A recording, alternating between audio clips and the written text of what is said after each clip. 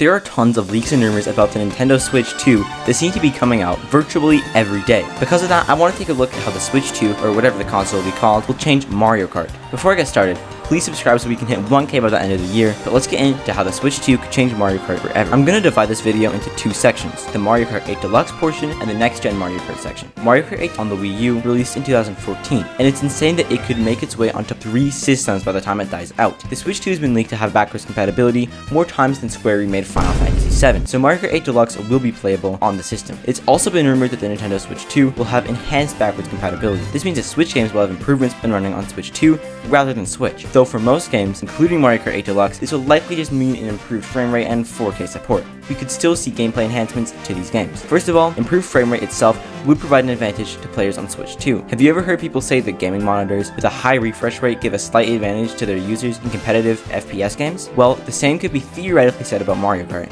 except the effect would be 100,000 times less noticeable, which for an already pretty meh advantage, it wouldn't do that much, but I still thought I'd mention. The next thing we could see to improve Mario Kart on the Switch 2 is racing wheel support. The Nintendo Switch 2 is rumored to have a much wider third-party catalog of games. Let's say for a second we got some racing games on Switch 2, like possibly F1 or Forza, which would fit perfectly with the theory that the Nintendo Switch 2 will get adaptive triggers. Then we could possibly get a racing wheel on Switch 2, and no, this one doesn't count. If we got pro racing wheels on Switch 2, then we could possibly use them like one of the Hori ones, and that could end up becoming the meta. The next improvement we could see is more than 24 MKTV races being saved at once. If you didn't know, the MKTV section of Mario Kart 8 Deluxe saves highlight reels and also full versions of your past 18 races, with the ability to favorite up to 6 races to permanently store them. Now, I know this is unlikely, but we could get an update that allows you to take advantage of the rumored 256 gigabytes of base storage to store way more races. This would be a game changer for content creators who need access to lots of third-person footage, and I promise these theories will get a little more realistic in a bit, but let's also not ignore the fact that we could get better Wi-Fi and also have Ethernet on the base model. It's only on the OLED model for Switch, by the way, which would allow for faster connections to NSO, reduce lag trailing, and allow for you to get into matches faster. Now let's talk about next-gen Mario Kart. Nintendo is rumored to release the next Mario Kart game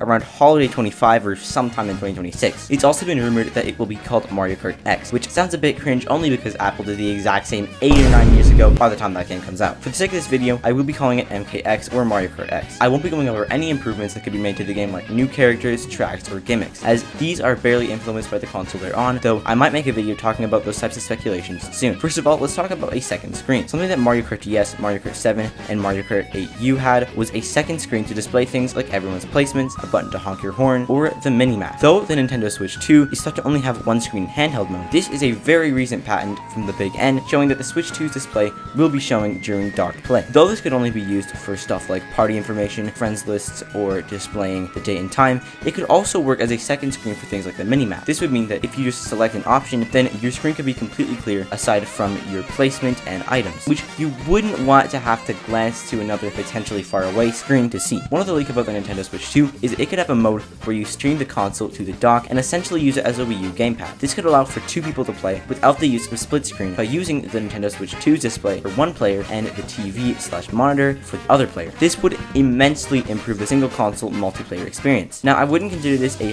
gameplay feature necessarily, but it would be unlocked by the Switch 2's power, and this is ray tracing. Ray tracing is an unconventional way of rendering lighting in games. This makes lighting look way more realistic and would make the game look insane. This is possible due to the Switch 2 confirmed to be using a special chip made by Nvidia, which has dedicated ray tracing cores. If MKX has this, it'll be absolutely insanely good looking. Combine this with all the other enhancements I talked about for Mario Kart 8 Deluxe, and we could have a seriously good game. Even though half of what I yapped about probably won't happen, much of it probably will. Subscribe if you're excited for Nintendo Switch 2, because I'm going to try to get a Nintendo Switch 2 on launch date to make videos on it.